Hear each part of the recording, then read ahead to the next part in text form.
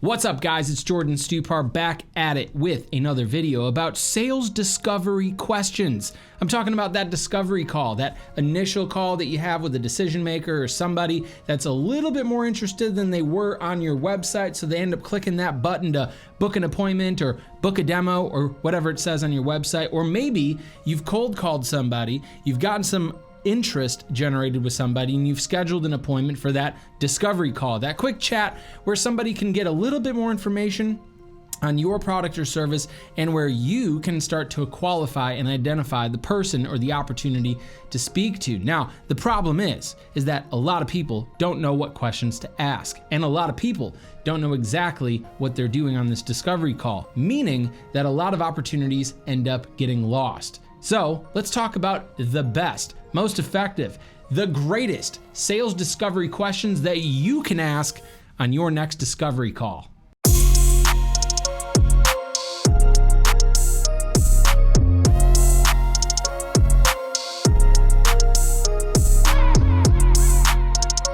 All right, so let's dig in. Let's talk about these sales discovery questions. Now, the best sales discovery questions, first and foremost, are not going to be about the future. Of course, you're the salesperson, you're educated about your product and service, and most of us tend to assume what our buyers actually want to see, and that can be a huge mistake. After all, you probably know what assume actually means. In fact, the best sales discovery questions that you can ask are actually going to be about the client's past and about their present. At the end of the day, we all know that people purchase products and services to solve a problem. And in which case, your customer has some type of problem that they're looking to solve, and they're interested in talking to you about it, which means that you're going to want to get your prospect to come to their own conclusion that you might have an actual solution for them, in which case you're going to want to ask questions about how they've probably tried to solve this problem in the past, how they're currently doing it, and help them come to their own conclusion that what they're currently doing to solve this problem isn't working. On each sales discovery call, you're going to want to do 4 things or accomplish 4 objectives. The first being identifying the actual and specific problem that your customer is looking to solve. The second thing that you're going to do is understand how long they've been aware of this problem. Then you're going to want to figure out what your buyer has attempted to do about this problem in the past.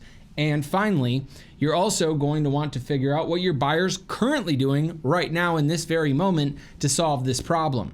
Again, by asking this series of questions, and yes, I'll give you the questions, what you're going to do is help your buyer come to their own conclusion that, again, what they're currently doing isn't working for them, therefore pointing to you as a viable and potential solution to their problem. Therefore, the majority of your time spent asking questions in this discovery call should again be about the past and about the present, not so much about the future. And I hope that you're really taking that home, because I'm really trying to drive that home right now. If you're interested in some of my top and some of my favorite sales discovery call questions, head over to the description below and click on the link, and I'll take you directly to them. Now, on the flip side, there are going to be some questions you're not going to want to ask. In your sales discovery call, you shouldn't be asking your customer what caused them to book the call, or what they're hoping to accomplish on this discovery call, or what they're hoping to learn on this discovery call, or why they booked a call with you in general. You should know specifically what causes anybody to click that link, book a call with you, or schedule an appointment with you. You should be pretty well aware of your customers' problems so that you don't have to ask them what their problems are. You should already know. That will put you in a position of authority and a position of expertise, and cause somebody to probably take a deeper listen to what it is that you're going to say throughout your discovery call anyway. So don't ask stupid questions. If you and I linked up on a Zoom call or a phone call for a sales discovery call about, I don't know, sales training, instead of asking you stupid questions like, what are you trying to learn today, or what caused you to be here, or why are you here, those stupid questions, I may want to consider asking you a pointed question, something that only my students know about, in which case I would ask you something along the lines of, hey, are you right now looking for more modern, relevant, and effective sales solutions that you can use to implement into your sales process to make more money? Or do you have more attention right now in tracking and monitoring your skill development and making sure that what you already have is giving you the ROI and allowing you to increase your conversion? Either way you answer that question, I get to say, great, that's exactly what we do, and specifically probably why you're here. Tell me, what are you currently doing to solve either finding that type of content or those strategies, or finding a way to track and measure your ROI and making sure that your conversion is increasing?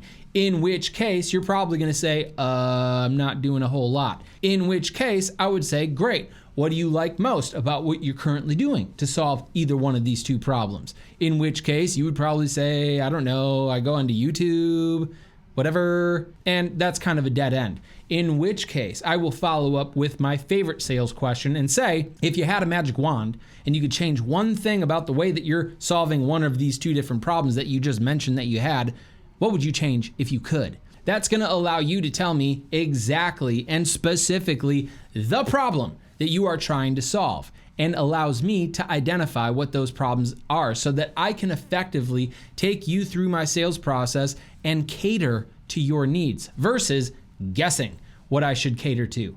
So sales discovery calls are important. Having the right questions are important, but if there's any real free value here inside this video, it's to make sure that you're asking questions about what people are currently doing to solve a problem and what they've done in the past, so they can come to their own conclusion that you're a potential solution to their problem that, by the way, they currently haven't solved. And if that problem is big enough, then you will be in position to close the deal.